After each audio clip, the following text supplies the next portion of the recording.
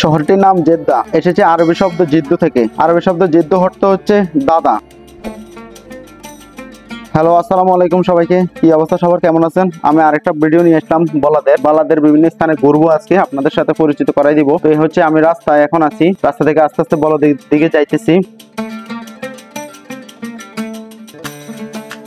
এই জাঁকজমকপূর্ণ শহরটির নাম হচ্ছে জেদ্দা। জেদ্দা নামটি এসেছে জিদ্দু থেকে, আরবি শব্দ জিদ্দু অর্থ দাদা। এই জেদ্দা শহরের পারদে পারদে মিশে আছে ঐতিহ্য, প্রাচীন সংস্কৃতি। জেদ্দার এটা হচ্ছে আল বলদ এলাকা, প্রায় 2500 বছর পুরনো ঐতিহাসিক স্থান, যা ইউনেস্কো ওয়ার্ল্ড হেরিটেজ সাইট হিসেবে স্বীকৃত। আল বালাদে অবস্থিত নাসিফ হাউস। এই নাসিফ হাউস 1881 সালে ওমর নাসিফ দ্বারা নির্মিত হয়েছে।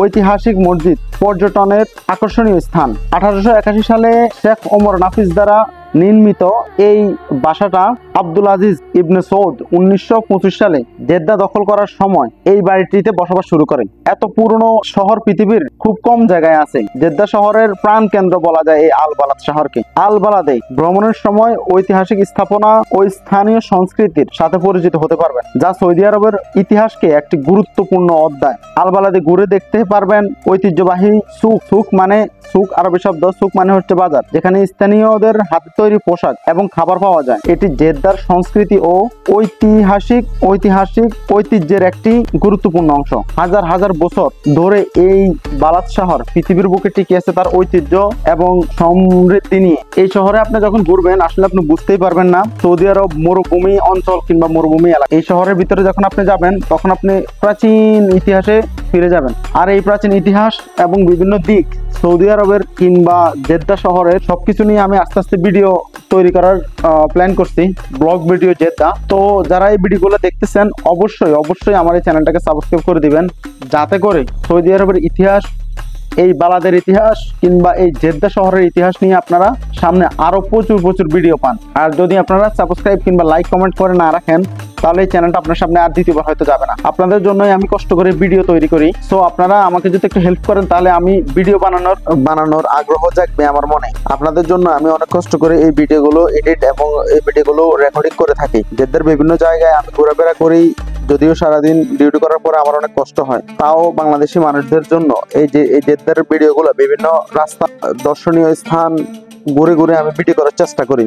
আগের ভিডিওগুলা সবগুলোতেই মোটামুটি আমি অনেক রেসপন্স পাইছি এবং সাবস্ক্রাইবার পাইছি। যদিও সাবস্ক্রাইবার খুবই অল্প, তাও আপনারা যারা এখনো সাবস্ক্রাইব করেননি তারা অবশ্যই আমার এই চ্যানেলটাকে, দেশি ব্লগ চ্যানেলটাকে সাবস্ক্রাইব করে রাখবেন, যাতে করে পরবর্তী সবগুলো ভিডিও আপনারা পেয়ে থাকেন। জেদ্দা শহরের ঐতিহ্য সংস্কৃতি নিয়ে আসলে ভিডিও করতে গেলে বহু ভিডিও করতে হবে। তো আমি যতটুকু করতে পারি সবটুকুই করে যাব ইনশাআল্লাহ। তো আপনারা কে কোথা থেকে দেখতেছেন এবং আমার ভিডিওতে কিংবা আমার ভয়েসে কোনো সমস্যা হইতেছে কিনা আপনারা আমাকে একটু পরামর্শ দিবেন, কারণ আমি ব্লগ ভিডিওতে নতুন, ইউটিউবেও নতুন। তো আপনারা দেখতেছেন বলাদের ভিতরে এই দোকানগুলা, স্বর্ণের দোকানগুলা অনেক পুরনো। আসলে এগুলা কত পুরনো, কিছু বাড়িঘর আছে 2000 বছর পুরনো, কিছু বাড়িঘর আছে এখানে 200, 300, 400 বছর পুরনো। সপ্তম শতাব্দী থেকে এই জেদ্দা শহরকে যখন মক্কা এবং মদিনাতে যাওয়ার জন্য এই জেদ্দা ফোর্টকে ব্যবহারের অনুমতি দেওয়া হয়, তখন থেকেই এই জেদ্দা শহর অনেকটা জমজমাট হয়ে ওঠে। জেদ্দা শহরে এখনো বাব মাক্কা আছে, যে বাব মাক্কা মানে হচ্ছে মাক্কার দরজা। তো আরবিতে বলা হয় বাব মক্কা, বাংলাতে বলা হয় মাক্কার দরজা। মানে এই দরজা দিয়ে মানুষ প্রবেশ করে মক্কা এবং মদিনাতে যাওয়া আসা করত। তো আরো ভিডিও দেখতে চাইলে অবশ্যই আমার চ্যানেলটাকে সাবস্ক্রাইব করে দিবেন এবং কে কোথা থেকে দেখতেছেন আমাকে কমেন্টে জানান। সবাই ভালো থাকবেন, সুস্থ থাকবেন, পরবর্তী ভিডিওর জন্য অপেক্ষা করবেন। আসসালামু আলাইকুম সবাইকে।